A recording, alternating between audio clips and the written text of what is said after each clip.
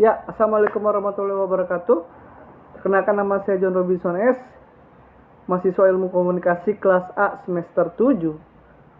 Nah, pada kesempatan hari ini saya akan menyelesaikan UAS komunikasi pemasaran. Nah, pada kesempatan hari ini saya akan mempresentasikan mengenai pengaruh komunikasi pemasaran terpadu terhadap citra perusahaan PT Haji Kala. Ya, kita lihat slide yang pertama.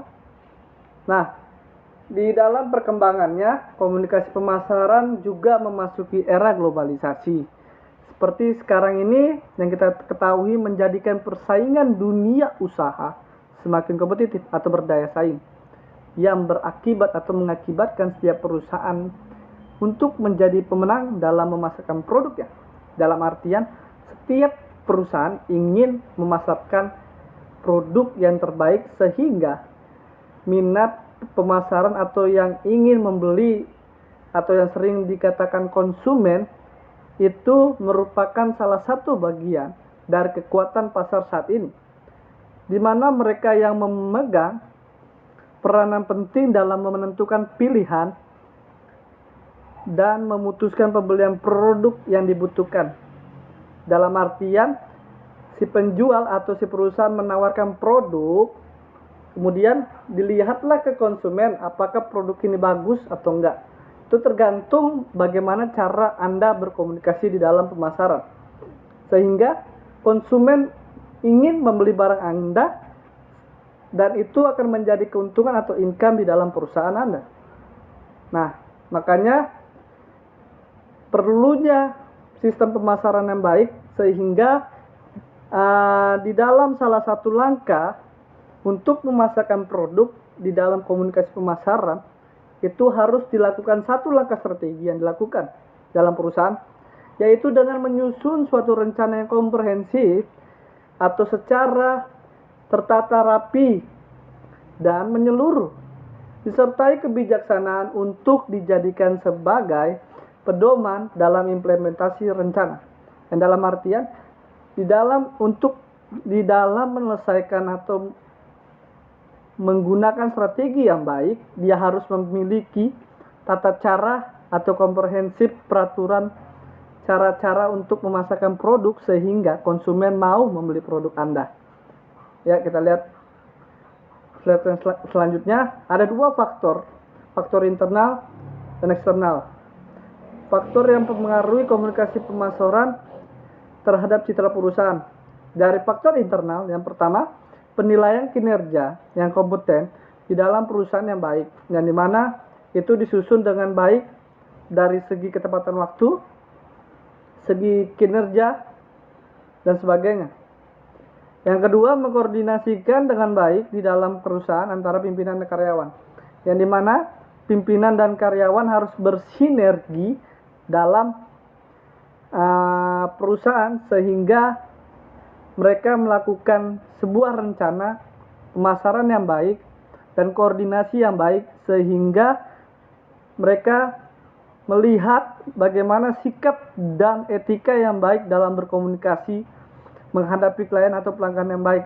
Di dalam mengkoordinasi secara internal, mereka juga harus tahu bagaimana sikap dan etika cara berkomunikasi yang baik menghadapi pelanggan atau klien yang berada di lapangan.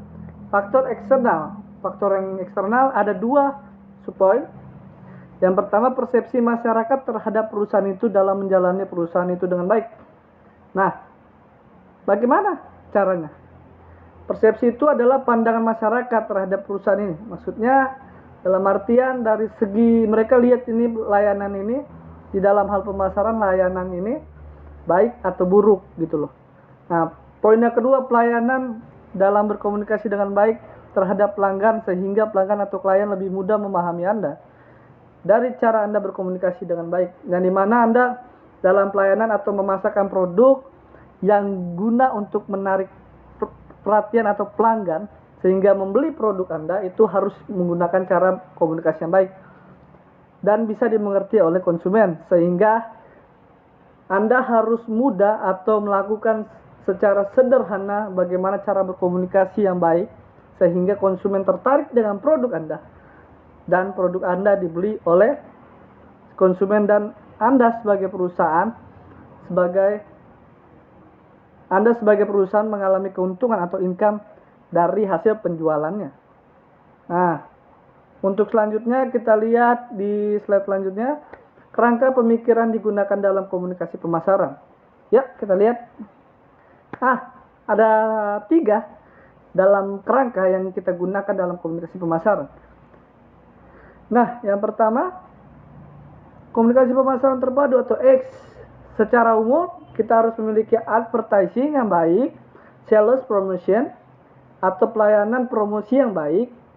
Ketiga, public relation atau hubungan masyarakat dengan baik sehingga produk itu tertarik konsumen dan produk itu berkualitas.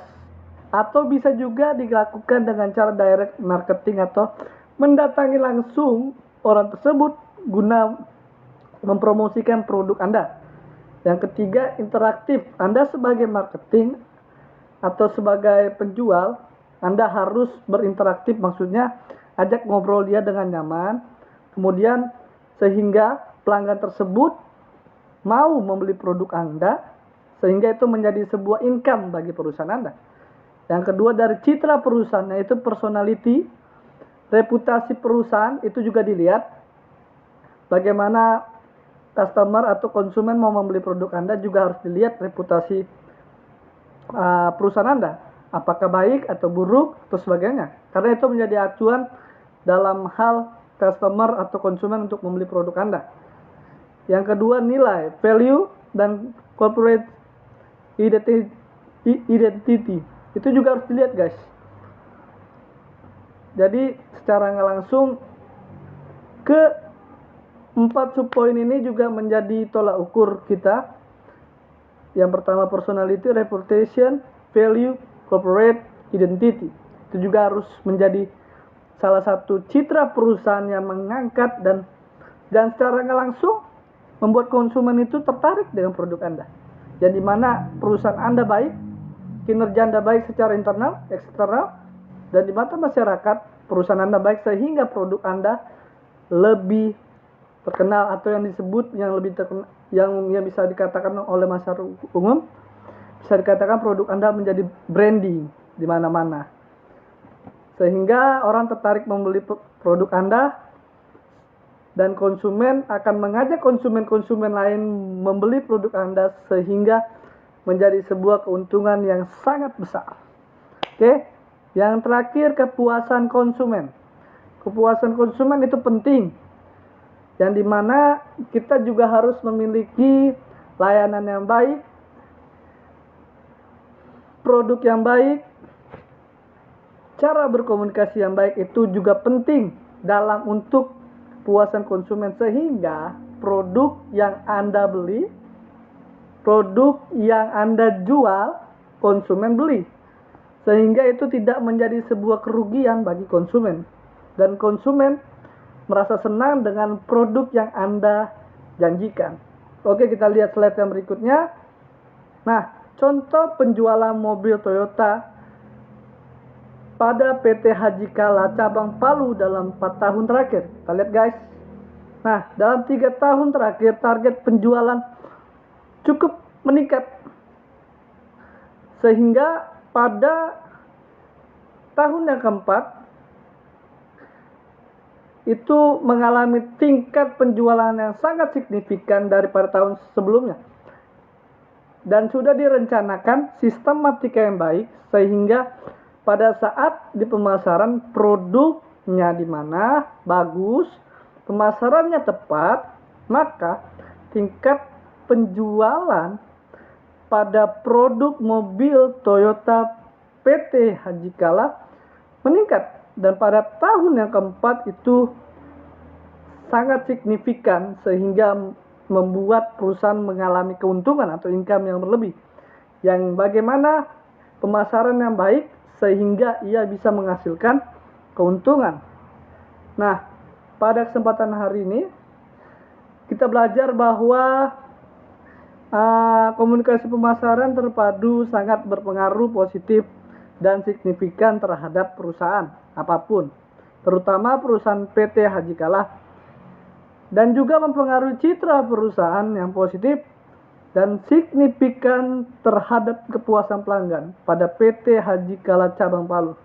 Nah, pada kesempatan kali ini saya John Robinson S, kelas A semester 7 guna menyelesaikan UAS mata kuliah Komunikasi Pemasaran. Saya mengucapkan terima kasih buat semuanya dan sampai jumpa.